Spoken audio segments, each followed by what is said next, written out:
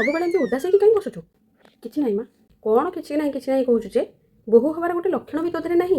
ଠିକ୍ ଅଛି, ଆଜି ଗୋଟେ କାମ କରିବା। ଆଜି ଗୋଟେ ଦିନ ପାଇଁ ମୁଁ ବୋହୂ ହେଇଯାଉଛି, ଆଉ ତୁ ଶାଶୁ ହେଇଯା। ମୁଁ ତୋତେ ଶିଖେଇବି ବୋହୂମାନେ କେମିତି ରହିବା ଦରକାର। ଓଢ଼ଣା କାହିଁ ତୋର?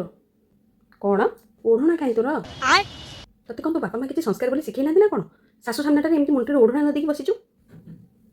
ଏତିକି କ'ଣ ଆହୁରି ଓଢ଼ଣା ଦେ? ଗାଁ ସାହି ଲୋକ ଦେଖିଲେ କ'ଣ ଭାବିବେ? ଯା ମୋ ପାଇଁ ପାଣି ଗ୍ଲାସଟା ନେଇକି ଆ।